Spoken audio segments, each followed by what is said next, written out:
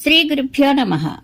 జనమేజయుడు వైశంపాయనునితో బ్రాహ్మణోత్తమ, ఉత్తంక మహాముని ఎటువంటి తపస్సు చేశాడని తపోబలంతో విష్ణు భగవానునికి కూడా శాపం ఇవ్వడానికి సిద్ధపడ్డాడు అని అడిగాడు. వైశంపాయనుడు చెప్పాడు, జన్మేజయ, ఉత్తంకముని అతి గొప్ప తపస్వి, తేజస్వి, గురుభక్తి కలవాడు. అతడు గురువు వద్ద ఉన్నప్పుడు అతనిని చూసి ఋషికుమారులందరూ మనసులో తమకు కూడా ఉత్తంకుని వంటి గురుభక్తి కలగాలని కోరుకునేవారు. గౌతమ మహర్షికి చాలా మంది శిష్యులు ఉండేవారు. కానీ అతనికి ఉత్తంకుని మీదనే అధికమైన వాత్సల్యం. అతని ఇంద్రియ సంయమనం, శౌచం, పురుషార్థంతో కూడిన కార్యం, ఉత్తమ సేవాపరాయణత చూసి గౌతముడు అతని పట్ల ఎంతో ప్రసన్నంగా ఉండేవాడు. గౌతముని వద్ద వేల కొలది శిష్యులు వచ్చారు. గురుకులవాసం పూర్తి చేసుకుని అతని ఆజ్ఞ పొంది తమ తమ ఇళ్లకు వెళ్లారు. కాని ఉత్తంకుని మీద ఉండే ప్రేమ కారణంగా గౌతమ మహర్షి అతనిని ఇంటికి తిరిగి వెళ్లడానికి అనుమతించలేదు. ఉత్తంక మహాముని మెల్లమెల్లగా వార్ధక్యం ఆవరించింది. గురుభక్తి నిమగ్నుడైన అతనికి ఆ విషయమే తెలియలేదు. ఒక రోజున అతడు అడవికి కట్టెలు తేవడానికి వెళ్లాడు. అక్కడి నుండి పెద్ద కట్టెల మోపు బరువును తలపై పెట్టుకుని తెచ్చాడు. బరువు ఎక్కువగా ఉండడంతో అతడు చాలా అలసిపోయాడు. అతడు ఆశ్రమానికి వచ్చి కట్టెల మోపు కిందికి దింపుకునే సమయంలో వెండి తీగ వంటి తెల్లని అతని జట ఒకటి కట్టెల మోపులో ఇరుక్కొని మోపుతో పాటు కింద పడింది.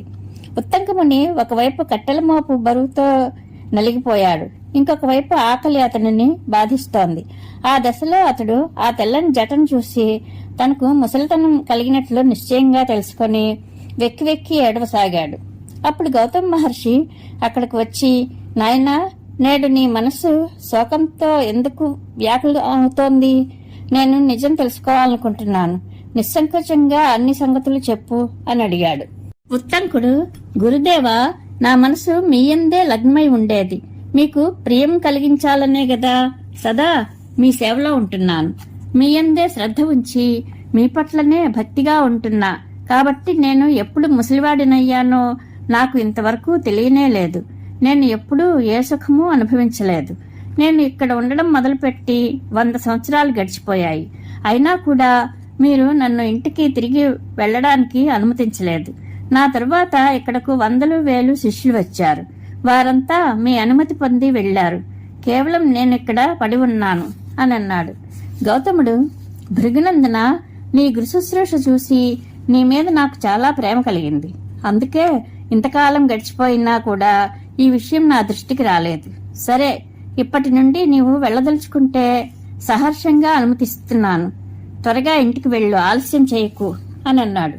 ఉత్తంకుడు, దేవా, మీకు గురుదక్షిణగా ఏమి ఇవ్వను? దయచేసి చెప్పండి. అది మీకు అర్పించిన తర్వాత అనుమతి తీసుకుని ఇంటికి వెళ్తాను అని అన్నాడు. గౌతముడు, నాయనా, సత్పురుషుల మతంలో గురుజనులను సంతుష్టిపరచడమే వారికి అన్నిటినీ మించిన గొప్ప దక్షిణ. నీవు చేసిన సేవతో నేను చాలా సంతుష్టుడనయ్యాను. ఏమాత్రం సందేహించకు అన్నాడు. అనంతరం ఉత్తంకుడు యువకుడై గురువు ఆజ్ఞాపించగా గురుపత్ని వద్దకు వెళ్లి, తల్లి, నాకు అనుమతినివ్వు. గురుదక్షిణగా మీకు ఏమి ఇవ్వమంటారు? నేను ధన ప్రాణాలు ఇచ్చే అయినా సరే మీకు ప్రియము హితము చేయాలనుకుంటున్నాను. ఈ లోకంలో అత్యంత దుర్లభము, అద్భుతము, బహుమూల్యము అయిన రత్నాలు ఉండవచ్చు. వాటిని కూడా నేను నా తపస్సుతో తేగలను. ఇందులో ఏమీ సందేహం లేదు అని అన్నాడు. అహల్య, నాయనా, నీ భక్తికి చాలా ఆనందించాను. ఇదే నాకు సరిపడిన దక్షిణ.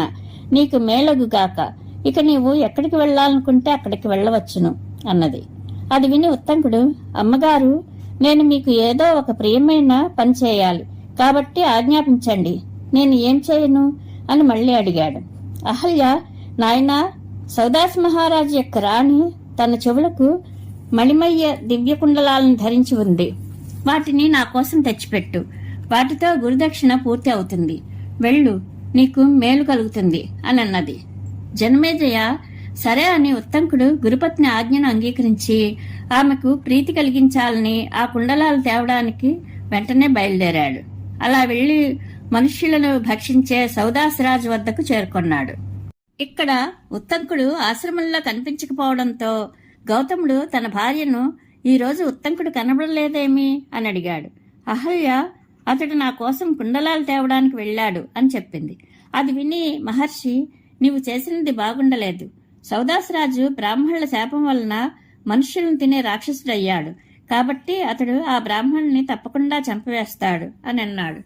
అహల్య, దేవా, నాకు ఈ సంగతి తెలియదు కనుక అతనికి ఈ పని అప్పగించాను. మీ దయ వలన అతనికి ఎలాంటి తాపం కలగదని నా నమ్మకం అని అన్నది. భార్య ఇలా అనగానే గౌతమ మహర్షి, సరే అలాగే జరుగుతుందిలే అని అన్నాడు. అక్కడ ఉత్తంకుడు నిర్జనారణ్యానికి వెళ్లి సౌదాసుని చూశాడు. చాలా భయంకరాకృతితో ఉన్నాడు. మిక్కిలి పొడవైన గడ్డాలు, మీసాలు, శరీరమంతా మనుష్య రక్తంతో ఎర్రగా ఉంది. అతనిని చూసి ఉత్తంకుడు ఎంతమాత్రం కంగారు పడలేదు. ఉత్తంకుని చూడగానే యమరాజు వల్ల భయంకరుడైన సౌదాసుడు లేచి నిలబడి దగ్గరికి వచ్చి, విప్రోత్తమ, ఏమి భాగ్యము! పగలు 6వ భాగంలో మీరే స్వయంగా నా వద్దకు వచ్చారు. నేను ఇప్పుడు ఆహారాన్వేషణలోనే ఉన్నాను అని అన్నాడు. ఉత్తంకుడు, రాజా, నేను గురుదక్షిణ కోసం తిరుగుతూ నీ వద్దకు వచ్చాను. గురుదక్షిణ ఇవ్వడానికి ప్రయత్నించేవానిని హింసించకూడదు. ఇది మనీషులు చెప్పిన విషయం అన్నాడు. రాజు, విప్రోత్తమ, నేను పగల 6వ భాగంలో ఆహారం చేయాలని నియమం పెట్టుకున్నాను. అది ఇప్పుడే. నేను ఇప్పుడు ఆకలి బాధచే పీడింపబడుతున్నాను. కాబట్టి మిమ్మల్ని విడిచిపెట్టలేను అని అన్నాడు. ఉత్తంకుడు, మహారాజా, అది సరే కాని నా షరతు ఒకటి మన్నించండి. నేను గురుదక్షిణను ఇచ్చి వచ్చి నీకు లొంగిపోతాను. నేను గురువుకు ఇస్తానని ప్రతిజ్ఞ చేసిన వస్తువు నీ అధీనంలోనే ఉంది. కాబట్టి మీ నుండి ఆ భిక్షను అర్థిస్తున్నాను. మీరు ప్రతిదినం శ్రేష్ఠులైన బ్రాహ్మణులకు ఎన్నో రత్నాలు దానమిస్తున్నారు. ఈ భూమిపై మీరు ఒక ఉత్తమ దాతగా ప్రసిద్ధులు. నేను కూడా దానం తీసుకోవడానికి ఉత్తమ పాత్రుడినని తెలుసుకోండి. నేను గురువుకు ఇవ్వగోరిన వస్తువు దొరకడం మీ చేతుల్లోనే ఉంది. కాబట్టి నేను కోరిన వస్తువు నాకు ఇవ్వండి. మహారాజా, నేను నిజంగా ప్రతిజ్ఞ చేసి చెప్తున్నాను. గురువు గారికి ఆ వస్తువు ఇచ్చి నా షరతు ప్రకారం నేను తిరిగి మీ వద్దకు వస్తాను. నా ఈ మాట అబద్ధం కాజాలదు. నేను ఎప్పుడూ హాస్యానికైనా అబద్ధం ఆడలేదు. ఇక ఇలాంటి సమయంలో అయితే ఎలా మాట్లాడగలుగుతాను అని అన్నాడు. సౌదాసుడు, బ్రాహ్మణుడా, మీ గురుదక్షిణ నా అధీనంలో ఉంటే అది మీకు లభించినట్లే అనుకోండి. మీరు నా వస్తువు ఏదైనా తీసుకోవడానికి యోగ్యమైనదని భావిస్తే అడగండి. ఇప్పుడు నేను మీకు ఏమి ఇవ్వను అని అడిగాడు. ఉత్తకుడు, పురుషశ్రేష్ఠ, మీరు ఇచ్చిన వస్తువు దానంగా సదా గ్రహించదగినదే అని నేను అనుకుంటున్నాను. ఇప్పుడు మీ రాణి యొక్క మణిమయ కుండలాలు రెండింటినీ అడగడానికి ఇక్కడికి వచ్చాను అన్నాడు. సౌదాసుడు, బ్రహ్మర్షి, ఆ మణిమయ కుండలాలు నా రాణికే తగినవి. మీరు ఇంకొక వస్తువు కోరుకోండి, అది నేను తప్పకుండా ఇస్తాను అని అన్నాడు. ఉత్తంకుడు, రాజా, మీకు నా మీద విశ్వాసం ఉంటే మీరు నన్ను ఉత్తమార్హుడినని భావిస్తే వంకలు చెప్పకండి. ఆ 2 కుండలాలు నాకు ఇచ్చి మాట నిలుపుకోండి అన్నాడు. ఉత్తంకుడు ఇలా అనగానే రాజు, విప్రోత్తమ, మీరు రాణి వద్దకు వెళ్లి ఆమెకు నా ఆజ్ఞ చెప్పి ఆ కుండలాలను అడిగి తీసుకోండి. ఆమె ఉత్తమ నియమాలను పాటిస్తుంది. మీ ద్వారా నా సందేశాన్ని విని నిస్సందేహంగా 2 కుండలాలను ఇస్తుంది అని అన్నాడు. ఉత్తకుడు, మహారాజా, నేను మీ భార్యను ఎక్కడిని వెతుకుతూ తిరుగుతాను? నేను ఏం చేస్తే ఆమె దర్శనం కలుగుతుంది? స్వయంగా మీరు ఆమె వద్దకు ఎందుకు వెళ్లరు అని అడిగాడు. సౌదాసుడు, బ్రాహ్మణుడా, ఆమె మీకు అడవిలోని ఏ జలపాతం ఒడ్డునైనా దొరకగలదు. ఇది పగలు 6వ భాగం. నేను ఆహారాన్వేషణలో ఉన్నాను. ఇప్పుడు నేను ఆమెను కలుసుకోలేను అని అన్నాడు. రాజు చెప్పిన ప్రకారం ఉత్తంకుడు అతని రాణి మదయంతి దగ్గరకు వెళ్లి ఆమెకు తాను వచ్చిన పని గూర్చి చెప్పాడు. రాజు యొక్క సందేశం విని విశాలలోచన అయిన రాణి మహాబుద్ధిమంతుడైన ఉత్తంకమునికి, బ్రాహ్మణుడా, మహారాజు మీకు కుండలాలు ఇమ్మన్నాడనే మాట సరే. మీరు అసత్యం ఆడకపోయినప్పటికీ నా నమ్మకం కోసం అతన్ని ఏదైనా గుర్తు తేవలసింది. నా ఈ మణిమయ కుండలాలు దివ్యమైనవి. దేవతలు, యక్షులు, మహర్షులు రకరకాల మార్గాలలో వీటిని దొంగిలించి తీసుకుని పోవాలని సదా రంధ్రాన్వేషణ చేస్తూనే ఉన్నారు. వీటిని నేలపై ఉంచినట్లయితే నాగులు అపహరిస్తారు. అపవిత్ర స్థితిలో ధరిస్తే యక్షులు ఎత్తుకుని పోతారు. వాటిని ధరించి ఎవరైనా నిద్రపోతే దేవతలు బలవంతంగా హరిస్తారు. ఇన్ని లోపాలతో సదా ఈ కుండలాలను పోగొట్టుకునే భయమే ఉంది. దేవతలు, రాక్షసులు, నాగుల పట్ల జాగరూకత గల మనిషే వీటిని ధరించగలుగుతాడు. వీటి నుండి రాత్రి పగలు బంగారం రాలుతూ ఉంటుంది. రాత్రులందు నక్షత్రాల వల్లే, తారకల వల్లే ఇవి ప్రకాశిస్తాయి. వీటిని ధరించడం వలన విషం వలన, అగ్ని వలన, ఇతర భయంకర జంతువుల వలన కూడా ఎప్పుడూ భయం ఉండదు.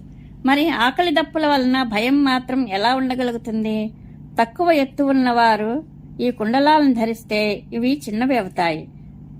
గొప్ప ఒడ్డు పొడుగు ఉన్నవారు ధరిస్తే వారికి తగినట్లుగా ఇవి పెద్దవిగా అవుతాయి. ఇన్ని గుణాలు ఉన్నాయి కాబట్టి నా ఈ 2 కుండలాలు అందరి పొగడ్తలకు పాత్రమయ్యాయి. ఇవి ముల్లోకాలలోనూ ప్రసిద్ధి చెందాయి. కాబట్టి మీరు మహారాజు ఆజ్ఞపై వీటిని తీసుకుని వెళ్ళడానికి వస్తే అతని వద్ద నుండి ఏదైనా గుర్తింపు తెండి అని బదులిచ్చింది.